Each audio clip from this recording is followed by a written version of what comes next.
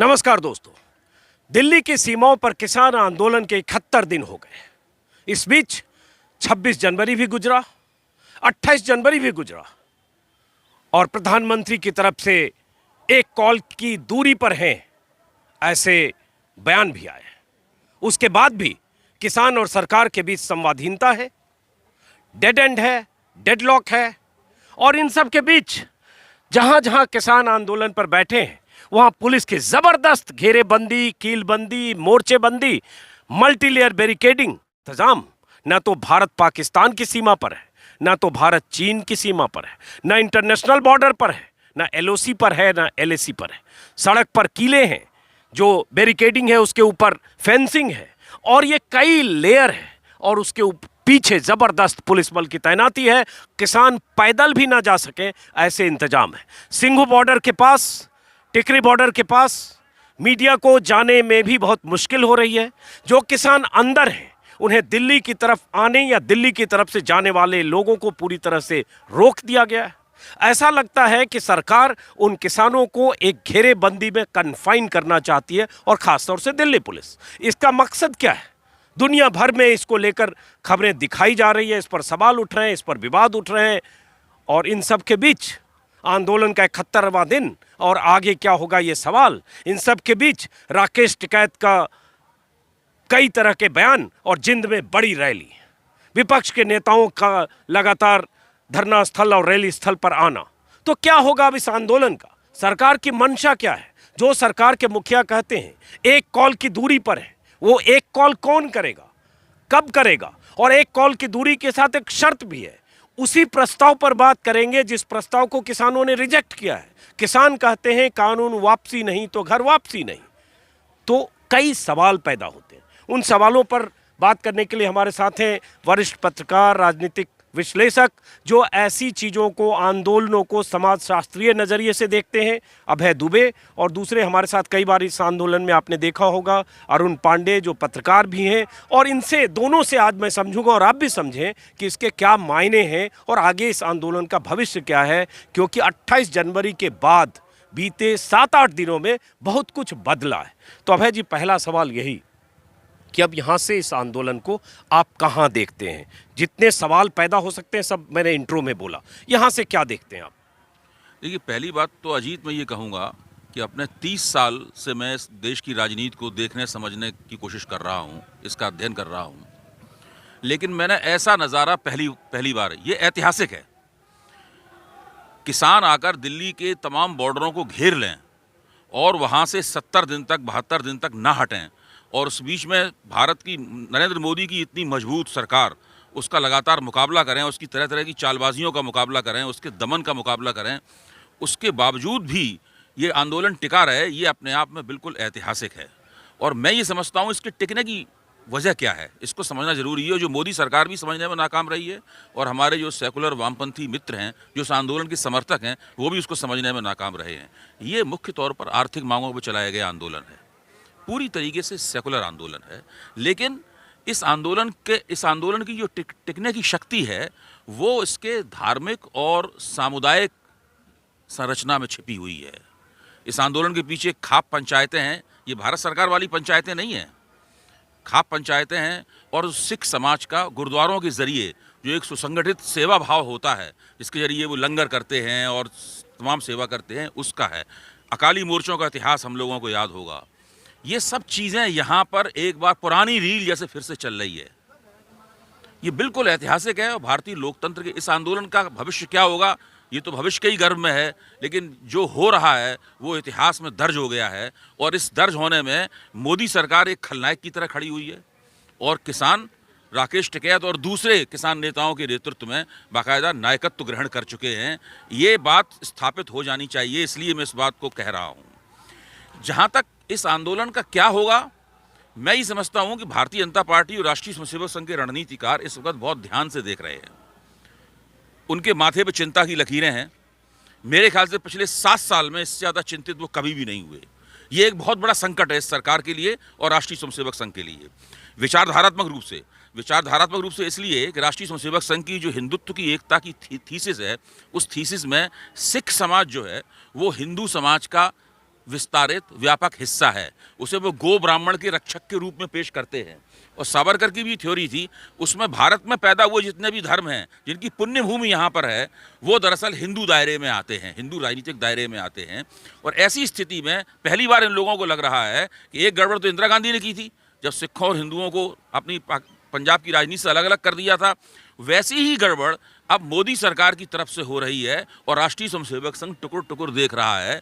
वो उसमें हस्तक्षेप करके मोदी सरकार को अपना रास्ता बदलने के लिए मजबूर नहीं कर पा रहा है। ये बेचैनी भी इसमें है कहीं कि जब आपको सिखों को आप हिंदू के बृहत्तर दायरे में मानते हैं या दायरे के पास, परिधि के पास मानते हैं, तब तो आप गुरु तेग बहादुर और गुरु गोविंद सिंह का जिक्र करते हैं, गुरु तेग बहादुर की शहादत का जिक्र करते हैं, गुरु गोविंद सिंह के बेटों साहिबजादों की शहादत का जिक्र करते हैं, मोदी तेग बहादुर को श्रद्धांजलि देने चले जाते हैं, पगड़ी बांध लेते हैं जिसमें निशान साहब भी होते हैं। लेकिन जब इन किसानों को कुचलना होता है, इनकी मांगों से असहमत होते हैं, तब इन्हें आप खालिस्तान से जोड़ देते हैं। तो ये जो बीच का फासला है कि जहां आपको लगता है कि उनका साथ चाहिए, वहां वो तेग बहादुर और गुरु गोविंद सिंह के वंशज हैं, और जहां लगता है खारिज करना है, वहां वो खालिस्तानी हो जाते हैं। ये द्वंद्व भी है क्या? देखिए, सिखों से राष्ट्रीय स्वयंसेवक संघ का संबंध जो है ना, वो इसी तरह का ठंडा गर्म संबंध है। एक तरफ तो आप सिखों को बृहत्तर हिंदू समाज का हिस्सा मानते हैं, दूसरी तरफ पंजाब में राष्ट्रीय सिख संगत बनाते हैं, उसका भी नाम भी आरएसएस है। राष्ट्रीय सिख संगत है, उसका नाम भी आरएसएस है। इस बात से लेकर जो शिरोमणि गुरुद्वारा प्रबंधक समिति है, वो राष्ट्रीय स्वयंसेवक संघ से नाराज रहती है। तो इस प्रकार के लोगों के बीच में संबंध है। अकाली दल ने इसमें, जब राम जन्मभूमि आंदोलन चल रहा था, तो एक भूमिका निभाई थी। प्रकाश सिंह बादल ने वहां ऐलान किया था कि हमारे सिख जाएंगे कार सेवक बनकर अयोध्या, और बाकायदा कार सेवकों के साथ सिख कार सेवक भी गए थे वहां पर राम जन्मभूमि के आंदोलन में भाग लेने के लिए। उस दिन के बाद से ये समझा आने लगा था कि हिंदुत्व का आंदोलन जो है और सिखों के बीच में एक विचारधारात्मक संबंध भी है। किसान आंदोलन में जो सिख भागीदारी है, सिख किसानों की भागीदारी है, जो मेरे ख्याल से बहुत जबरदस्त भागीदारी है, उसने इस संबंध को तोड़ दिया है। और ये बहुत ही दूरगामी राजनीतिक परिणामों वाली बात है इस सरकार के लिए। दूसरी सबसे बड़ी बात यह है कि जो जाट समाज है पूरा का पूरा, हरियाणा का, राजस्थान का, पश्चिमी उत्तर प्रदेश का और पंजाब का, इस जाट समाज के बीच में बहुत सारे मतभेद थे। आपको याद होगा पिछले लोकसभा चुनाव में हरियाणा के जाट आए थे पश्चिमी उत्तर प्रदेश के जाटों से ये कहने के लिए कि आप भारतीय जनता पार्टी को वोट मत दीजिए, लेकिन उन्होंने बात नहीं मानी और भारतीय जनता पार्टी को जमकर वोट मिले। आज वो स्थिति बदल गई है। पिछले दिनों मैं सोमपाल शास्त्री से बात कर रहा था, जो बड़ी अक्लमंदी की बात करते हैं। उन्होंने कहा कि मेरे पिताजी ने पंजाब से जो हरियाणा अलग हुआ था, उस आंदोलन में भाग लिया था। हम लोग हिंदी के समर्थक थे, वो लोग पंजाबी के समर्थक थे। वो फर्क जो था जाटों का, वो भी खत्म हो गया है। राजस्थान के जाट अलग खड़े हुए थे, अटल बिहारी वाजपेयी सरकार ने उनको आरक्षण दिया था, इसलिए वो भारतीय जनता पार्टी के समर्थक थे। लेकिन हनुमान बेनीवाल के नेतृत्व में वो भारतीय जनता पार्टी के पाले से बाहर निकल आए हैं। तो ये जो एक बहुत बड़ी गोलबंदी हुई है इस आंदोलन की वजह से, ये इस आंदोलन का राजनीतिक प्रभाव है, अब राजनीतिक फलितार्थ है। और मैं ये कहना चाहता हूं, इसके असर दूरगामी होंगे। उसी दूरगामी पर बात करने से पहले अरुण जी आपके पास आऊंगा, उससे पहले एक और सवाल कि जैसे जाटों की आप बात कर रहे हैं, यूपी की नुमाइंदगी बढ़ी है कैसे? चूंकि मैं इस आंदोलन को मैं भी 68 दिनों से लगभग देख रहा हूं, लगातार गाजीपुर बॉर्डर, सिंघू बॉर्डर, कल पूरे दिन हम लोग टिकरी बॉर्डर पर भी थे। तो ये नुमाइंदगी 28 तारीख के बाद अचानक बहुत बड़ी तादाद में बढ़ी, ऐसे कि 28 तारीख के पहले बहुत बड़ी तादाद, हो सकता है 70-80% सिख पंजाबी सरदार थे और 20% में यूपी हरियाणा के लोग थे। लेकिन उसके बाद अगर देखें गाजीपुर बॉर्डर पर, तो जो तस्वीरें अभी आपने चलते हुए देखी होगी, मंच के सामने अगर हजारों लोग बैठे हैं, उसमें यूपी के लोग हैं, वो जाट हैं, और वो उठकर आ गए 28 तारीख को, वही टिकैत के आंसू वाली तस्वीर। और जब लगा कि इस आंदोलन को कुचलने के लिए हर तरह के हथकंडे इस्तेमाल, वहां से बदला। मैं सिर्फ सवाल खत्म करता हूं, उस बदले से, उसी बदलने का नतीजा हमने देखा कि जिंद में इतनी विशाल रैली हो गई, मुजफ्फरनगर में महापंचायत हो गई, बड़ौत और बिजनौर में महापंचायत हुई, तो वो धुरी शिफ्ट हुई। इसका राजनीतिक फलितार्थ भी कुछ देखते हैं क्या? क्योंकि 1.25 साल बाद चुनाव है यूपी में। एक बहुत लंबा चलने वाला आंदोलन होता है, उसकी संरचना बीच में अदलती बदलती रहती है। अगर एक हफ्ते आंदोलन चलेगा, 10-15 दिन चलेगा तो नहीं होगा, लेकिन जो आंदोलन 70 दिन चल रहा है और भी 70 दिन और चलने की संभावना है, ऐसे आंदोलन में दोनों तरफ से गलतियां होंगी, दोनों पक्ष अपनी अपनी रिकवरी मारेंगे।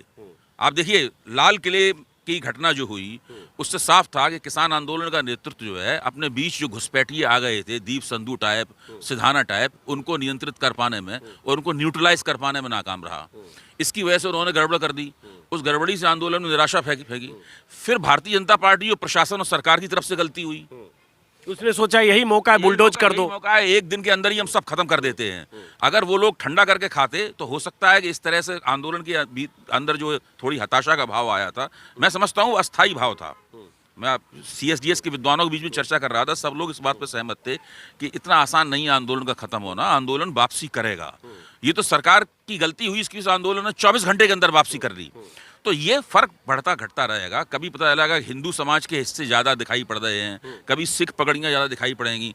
अब आज सर्दी कुछ कम लग रही है, मैं आपसे कहता हूँ कि 10 दिन के अंदर जब ये सर्दी और कम हो जाएगी, जब जाड़ा गुलाबी जाड़े में बदल जाएगा, उस वक्त देश के उन हिस्सों के किसान जहाँ सर्दी कम पड़ती है, वो लोग भी प्रतीकात्मक रूप से नहीं बल्कि बसों में भर भर के आएंगे इस आंदोलन में भागीदारी करने के लिए।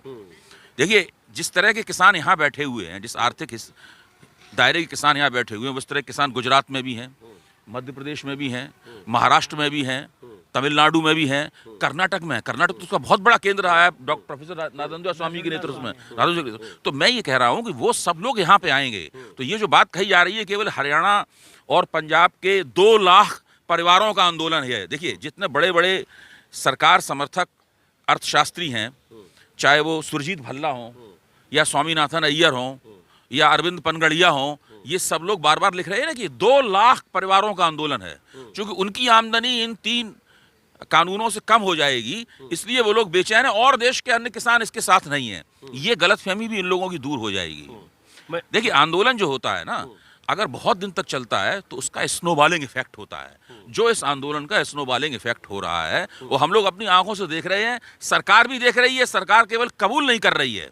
अभी मैं एक और बात कहूंगा, वरुण जी थोड़ी बात कर लीजिए। जी नहीं, सरकार कबूल नहीं कर रही है, लेकिन जो सरकार 20 सितंबर को राज्यसभा में हर तरह के हथकंडे से इस कानून को, इस विधेयक को पास करती है, उसके बाद जो सदस्य राज्यसभा के विपक्ष के सदस्य विरोध करते हैं, उन्हें सदन से बाहर तक किया जाता है। वो सरकार जो बात करने को तैयार नहीं थी, वो सरकार अगर 12 मीटिंग करती है, अमित शाह जो कहते हैं पहले बुराड़ी जाओ तब बात करेंगे, उसके बाद मीटिंग होती है, संशोधन के साथ 1.5 साल तक ठंडे बस्ते में रखने की बात होती है। इसका मतलब ये तो साफ है कि सरकार को पता चल गया कि इतना आसान नहीं है। नहीं तो ये सरकार जिसको लेकर कहते हैं कि जो फैसला कर लिया सो कर लिया, को बहुत धीरे धीरे अपनी गलतियों का एहसास हो रहा है। हाँ, तो इसलिए थोड़ा अभी तक पूरा एहसास नहीं हो पाया है। अभी तक सरकार ये भी नहीं समझ पाई है कि कौन सी सामाजिक और धार्मिक शक्तियां इस आंदोलन को संगठित करने में और टिकाने में समर्थ हैं। आपको ध्यान होगा, जब 80 के दशक में राकेश टिकैत के पिताजी महेंद्र सिंह टिकैत आंदोलन किया करते थे, तो जनसत्ता में एक बहुत जबरदस्त शीर्षक छपा था, मुझे आज तक याद है, बात बहुत पुरानी है, टिके रहेंगे टिकैत। वो क्षमता आती कहां से है? ये कोई आदमी कैसे कहता है ठीक है इन्होंने हमारा पानी बंद कर दिया, हम प्यासे बैठे रहेंगे, अब तक गांव से पानी आएगा तब पिएंगे। ये जो पानी आ जाता है सैकड़ों गांव से, ये जो क्षमता है और ये विश्वास है कि समाज हमारे पीछे खड़ा हुआ है, हमारा समाज, हम कुछ भी करें। सरकार ने ये भी तो अफवाहें उड़ाई कि राकेश टिकैत उनसे मिल गए हैं। सरकार ने ये भी अफवाहें उड़ाई कि भारतीय जनता पार्टी की टिकट से अमरोहा तो चुनाव लड़ने वाले हैं। ये सब बातें कही गई, हम सब लोगों को थमाई गई बातें ये, और हमारे ऐसे लोगों ने इन बातों के आधार पर विश्लेषण किया और कहा कि भाई सरकार ने इस आंदोलन को बांट दिया है। पहले दिन की बातचीत के बाद ही कहा गया था पीयूष गोयल ने इन लोगों से संपर्क कर लिया है वगैरह वगैरह। और 2 नेता जैसे उठ गए, वीएम सिंह उठ गए, वहां भानु उठ गए, ये सब भी लगा कि चलो हो गया। ये सब छोटी मोटी ताकतें हैं। ये इस आंदोलन, एक भी बड़ी ताकत इस आंदोलन में जो शुरू में शामिल हुई थी इससे बाहर नहीं गई है। छोटे मोटे लोग जाते हैं, इसकी कोई चिंता नहीं है। ये मेरे ख्याल से तो ऐसा टिकाऊपन, ऐसी स्थिरता, ऐसी दृढ़ता मैंने तो भारतीय राजनीति में पहली बार इसके दर्शन किए हैं। यहाँ मैं अभय दुबे से पूरी तरह सहमत हूँ, और हमने भी वीडियो में कई बार बात की है कि अब तो 70 दिन हुए, बीते 70 दिनों में 8-10 बार हमने भी बात की है 30 साल की पत्रकारिता में। ऐसा आंदोलन कि घर से निकलकर ट्रैक्टर ट्रॉली में लदकर खुले आसमान के नीचे, ट्रॉली के नीचे, पंडाल में, तंबू में, कनात में, सड़क पर, सर्दी में, बारिश में, शीतलहर में, कोहरे में, जब आप घर से निकलने से पहले, रजाई से निकलने से पहले 100 बार सोचे, तब किसान सड़क पर थे और सड़क पर हैं। तो ये एक ऐतिहासिक आंदोलन है। अब सवाल अंजाम का है, जिस पर सबका आंकलन। जब ये शुरू में आए थे और ट्रैक्टर ट्रॉली वाले कह रहे थे कि हम यहाँ 6 महीने रहेंगे, तो हम सब लोग थोड़ा उपहास की दृष्टि से न देखते थे। हमें यकीन नहीं था कि क्या ये संभव है। इसके बावजूद भी हम समझते थे ऐसा नहीं हो सकता है, लेकिन वास्तव में ऐसा हो रहा है। सही बात। हाँ अरुण जी, तो अंजाम, क्योंकि सबका अब इस पर कयास अनुमानी है, लेकिन आंदोलन के बीच में झटके भी आए, उतार चढ़ाव भी आए, बाउंस बैक किया। और मुझे याद है कि आप 26 जनवरी के बाद भी, आप 27 की हताशा में भी, 28 को जब यहाँ बहुत सारे लोग जाने लगे थे, चले गए थे। एक बात और बताऊं, ऐसा लगा कि आंदोलन खत्म हो सकता है।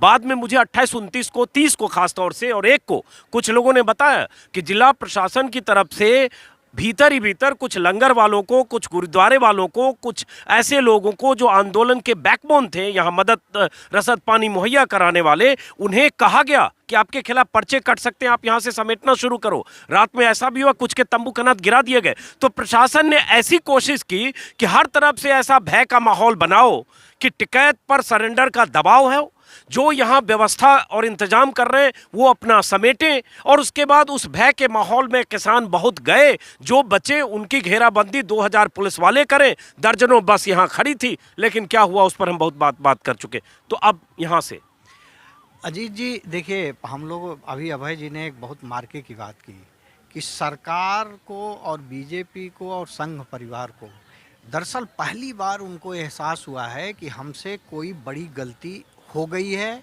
और वो गलती आगे बढ़ती जा रही है। विचारधारा के स्तर पे कहें तो सबसे बड़ी गलती हुई कि बृहत्तर हिंदू समाज में सिख को अलग किया। आरएसएस के लिए बहुत बड़ी गलती मानेगा आरएसएस। और दूसरा, राजनीतिक रूप से इनके आधार को चैलेंज करने वाली जो एक ताकत उभरती दिख रही है।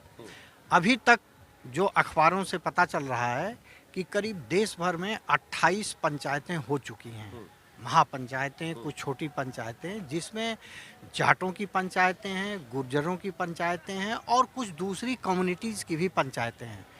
आपने देखा करीब मध्य प्रदेश में ही 5-7 पंचायतें हो गई हैं। तो ये कुल मिलाकर के इस आंदोलन को अभी तक सरकार के कान तो खड़े हो गए हैं कि अब इसको क्या आगे कहाँ क्या इसके साथ कैसे हैंडल करें, लेकिन अभी रास्ता नहीं सूझ रहा है। अभी भी उसे लग रहा है कि अगर हम तुरंत इसको वापस करते हैं तो ये बात, तो आज अभय जी से बात हो रही थी, उन्होंने कहा कि जिस दिन इस सरकार को लग जाएगा कि हमें बहुत ही तगड़ा डेंट करने जा रहा है ये आंदोलन, उसी दिन प्रधानमंत्री आएंगे, एक टेलीविज़न को राष्ट्र के नाम संदेश देंगे और 1 मिनट में इनकी मांग मानते हुए आंदोलन ख़त्म करवा देंगे। लेकिन मुझे ऐसा लगता है कि इन चीज़ों को कैलकुलेट करने में देरी होती है, और देरी होने से हर एक आंदोलन की एक अपनी राजनीति खड़ी होती है। इस आंदोलन की राजनीति का खड़ा होना अभी बाकी है। कैलकुलेट करने में देरी, हाँ सॉरी, आऊँगा आपके पास। इंटरेस्टिंग बात इन्होंने कही, कैलकुलेट करने में देरी भी होती है, और कई बार जो आपको दिख रहा है कि उससे जमात जनमत जुड़ रहा है, जो जिंद से लेकर मुजफ्फरनगर में, तो पहले आप उसको डिफ्यूज करने की कोशिश करते हैं कि अगर हमारे पाले से उधर गए तो पहले उनको लाओ, तोड़ो, उसके बाद लगता है सब चीज बाहर जा रहा, तब शायद ये सरकार उस दिशा में सोच सकती है, सोचेगी। देखिए, कई बौद्धिक ये लिखना शुरू कर दिए हैं कि ये जाटों का आंदोलन बन गया है। उत्तर प्रदेश के जाट, हरियाणा के जाट और उधर के जाट सिख, ये मिल करके ये जाटों का आंदोलन, ये धीरे धीरे एक कोनोटेशन इस आंदोलन का और एक नरेटिव चलाने की कोशिश की जाएगी, इसको जातीय आधार देने की कोशिश की जाएगी। अब मामला ये है कि ये इस आंदोलन के नेतागण कैसे इस जातीय दायरे से अपने को बाहर निकालने में सफल होते हैं, और सरकार कैसे इनको जातीय दायरे में घसीटने को मजबूर कर देती है। इन दोनों का संघर्ष इसके बाद चलेगा। एक सवाल है यहाँ पे, चूंकि अब जातीय और धार्मिक और ये सब आधार की बात इन्होंने भी की, लेकिन सही बात है, ऐतिहासिक परिप्रेक्ष्य में देखेंगे तो जातीय और धार्मिक आधार किसी भी आंदोलन की जड़ बुनियाद में नहीं, जिसका जिक्र किया। लेकिन मैं ये बार बार कहूँगा कि इस आंदोलन की बुनियाद, मजबूती और ज़मीन तीनों पंजाब से मिली। और अगर शुरुआती दिनों को देखें, सिंघू और टिकरी बॉर्डर पर, जो मैंने शुरू में कहा, 80 से 90% सिख और सरदार थे। वही गाजीपुर बॉर्डर पर भी थे, तराई, बाजपुर, काशीपुर, बिलासपुर, पीलीभीत के सरदार थे। तो वो एक मजबूती जो होता है, उसके पीछे उनकी सामूहिकता थी, उनके पीछे सेवा की भावना थी, उनके पीछे गुरुद्वारों का बहुत बड़ा नेटवर्क था। उन सबको मिलाकर एक ऐसी परिस्थिति बनी कि बहुत जबरदस्त मोर्चा बना, और उस मोर्चे के अब अलग अलग जो उसके विस्तार दिख रहे हैं, जिसमें आप कह सकते हैं कि यूपी के जाट आ गए, कल को आपको दिखेंगे कहीं के गुजर आ गए, या कोई और जातीय संरचना इसमें शामिल हुई, बिहार से लोग शामिल हुए जी, और लोग भी आ रहे, महाराष्ट्र से लोग आ रहे, राजस्थान से आ रहे। मुझे तो पक्का यकीन है कि ये सरकार ये जो इमेज बनाने की कोशिश कर रही है कि ये जाटों का आंदोलन है, पहले इमेज ये खंडित हो ही चुकी है पहले से। दूसरी एक और बात मैं अरुण की बात में जोड़ रहा हूँ कि सरकार से ये गलती इस आंदोलन को समझने में क्यों हो रही है, उसके पीछे एक खास तरह का मानस है। आपको याद होगा पूना फिल्म इंस्टीट्यूट में जब एक बहुत ही घटिया दर्जे के एक्टर को उसका अध्यक्ष बना दिया गया, तो बड़ा छात्रों ने आंदोलन किया। तो अरुण जेटली उस वक्त सूचना एवं प्रसारण मंत्री थे। उन्होंने उन छात्रों को बुलाया यहाँ बात करने के लिए, और अकेले में उनसे छात्रों से कहा कि हम मानते हैं कि हमसे गलती हो गई, लेकिन अब हम इसको बदलेंगे नहीं। ये है सरकार का मानस। जब किसान लोग बातचीत करने गए, शायद चौथे दौर की बातचीत में अमित शाह ने किसानों से माना, और ये कक्का ने उसको, जो किसान ने मध्य प्रदेश खबर आ गई, कक्का ने कह भी दिया टीवी के ऊपर कि उन्होंने मान लिया कि हमसे गलती हो गई, आप लोगों से बातचीत करनी चाहिए थी हमें पहले इसके। लेकिन अब तो हो गई। लेकिन हमने गलती भले हो गई हो, लेकिन अब हम इसको बदलेंगे नहीं। ये जो सरकार का तरीका है कि अगर हम अपने आप को बदलते हैं, अपना उठाया हुआ कदम पीछे खींचते हैं, तो इससे हमारी छवि जो है एक मजबूत सरकार की, कठोर निर्णय लेने वाली सरकार की, जिसने कश्मीर को बदल दिया वगैरह वगैरह, ये छवि खराब होगी।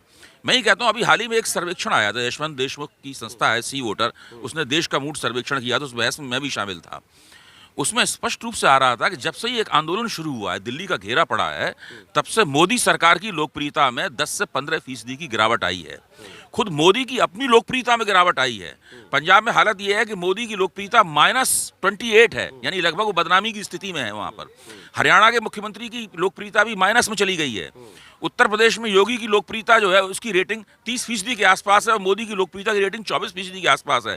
जो पार्टी 325 सीटें वहां पर जीती थी ऐतिहासिक रूप से, जिसने पूरी मोदी के कार्यकाल को मजबूत किया, पहले वाले कार्यकाल को, वहां ये हालत हो चुकी है। तो सरकार को दिख रहा है कि डेंट लग रहा है। सरकार देख रही है, जिस दिन उसे लगा कि ये 10-15% का आंकड़ा 25 से 30% की तरफ जा रहा है, उसी दिन ये लोग निर्णय लेंगे कि अब हमें इस आंदोलन को खत्म करने के लिए अगर इसकी मांगें भी माननी पड़े तो कोई बात नहीं। अच्छा, ये बताइए, चूंकि आप आर्थिक तौर पर सब चीज़ पढ़ते समझते हैं, बहुत सारे लोग बार बार कहते हैं कि आप लोगों से बात करते हैं, उससे ये इसके नफ़ा नुकसान भी समझाइए। क्या 2-3 मिनट में इन कृषि कानूनों के नुकसान, आशंका, डर जो किसानों को है वो बता सकते हैं आप? देखिए, सीधी समझने वाली बात यह है कि हरित क्रांति देश के कुछ खास इलाकों में हुई। उन खास इलाकों के किसान जो थे, उनकी आमदनी बढ़ गई, और उनकी आमदनी का स्थायित्व रहा। 6 लाख से लेकर 12 लाख रुपए साल तक कमाने वाले किसान पंजाब, हरियाणा में हैं, गुजरात में हैं, कर्नाटक में हैं, तमिलनाडु में हैं, जिनका हमने आपको जिक्र किया। इन किसानों को लगता है कि इन कानूनों से हमारी ये आमदनी का सिलसिला रुक जाएगा, और ये उनका अंदेशा बिल्कुल सही है। काफ़ी बड़ी उथल पुथल होगी, हो सकता है उनमें से कुछ की आमदनी बढ़ जाए, लेकिन ज़्यादातर किसानों की आमदनी ठप हो जाएगी। ये है वो डर जो उन्हें यहाँ पर टिकाए हुए है। यही है वो डर जो गुजरात और कर्नाटक और तमिलनाडु और मध्य प्रदेश और महाराष्ट्र से भी किसानों को यहाँ पे लाएगा। मराठा किसान भी आएंगे। आप देखिए, मराठों के पास भी वही राजनीतिक टिकाऊपन और संगठन की शक्ति है जो सिखों के पास है। आपको ध्यान है मराठों के मौन जुलूस जो बंबई में निकले, नासिक से, हाँ, कितने मौन जुलूस, कभी सुना आपने भारत में ऐसे मौन जुलूस निकले हों? वो भी इसी की तरह की एक ऐतिहासिक घटना है, मतलब जो है। तो मैं ये कह रहा हूँ, वो सब किसान यहाँ पे आएंगे क्योंकि सबकी आमदनी खतरे में है। उस सब की आमदनियों की चाबी जो है वो बड़ी कारपोरेट पूंजी के हाथ में पहुंच जाएगी। कारपोरेट पूंजी भी इस आंदोलन से डर गई है। आप देखिए, अडानी ने किस तरह के विज्ञापन देकर कहा कि अंबानी ने किस तरह के विज्ञापन दिए, लेकिन वो सब लोग तैयार देख रहे हैं ध्यान से। अगर ये आंदोलन सफल हुआ तो कदम पीछे खींच लेंगे, अगर ये आंदोलन विफल हुआ तो बड़े आराम से कृषि के क्षेत्र में आएंगे और वही करेंगे जिसका अंदेशा इन किसानों को है। अब दो सवाल उसके बाद अरुण जी, चूंकि वो दो अहम है। एक, आपने कहा क्या इस आंदोलन का कोई राजनीतिक फलितार्थ होगा, पहला, और दूसरा आपके हिसाब से इस आंदोलन का अंजाम क्या दिख रहा है, संक्षिप्त उसके बाद आऊंगा। इस आंदोलन का पहला अंजाम तो ये होगा कि भारतीय जनता पार्टी के लिए हरियाणा विधानसभा का चुनाव जीतना बहुत मुश्किल होगा। पिछले चुनाव में जाटों के वोट बट गए थे 3-4 जगह में, इस बार मुझे लगता है कि नहीं बटेंगे। इस आंदोलन की वजह से उनके बीच में ध्रुवीकरण होगा, एकता होगी। भाजपा के विरोध में पहले भी थे क्योंकि उनके हाथ से मुख्यमंत्री का पद छीन लिया गया।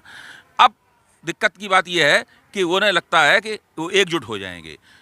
पश्चिमी उत्तर प्रदेश में भारतीय जनता पार्टी ने चुनाव दर चुनाव जो जाटों और मुसलमानों को एक दूसरे से अलग कर दिया था, वो स्थिति भी अब नहीं रह जाएगी, वो भी जुटेंगे। राजस्थान के किसान जो कि भारतीय जनता पार्टी के वोटर थे, जब से उन्हें आरक्षण प्राप्त हुआ है, वो भी भारतीय जनता पार्टी से अलग होंगे। तो मुझे लगता है कि भारतीय जनता पार्टी को अभी ठोस रूप से साफ दिखाई पड़ रहा है ये नुकसान हो रहा है, और इस नुकसान की भरपाई वो कैसे करेगी ये अभी उसे सोचना है। अरुण पांडे, वही सवाल, राजनीतिक निहितार्थ और राजनीतिक फलितार्थ। देखिए, राजनीतिक निहितार्थ तो अभी इसका अभी बहुत दूरगामी इसके परिणाम होंगे और ये आंदोलन में व्यापक फैलने की संभावना है। जिस तरह अभय जी ने बताया कि ये कानून का एक पार्ट तो दिया, जिस दिन उत्तर प्रदेश और बिहार के, खास तौर से पूर्वी उत्तर प्रदेश और बिहार के किसानों को ये लगेगा कि एमएसपी उनके ज़िंदगी के लिए बहुत बड़ी चीज़ होगी, और जो किसान हरियाणा और पंजाब में उसका फ़ायदा ले चुके हैं वो अगर जग गए,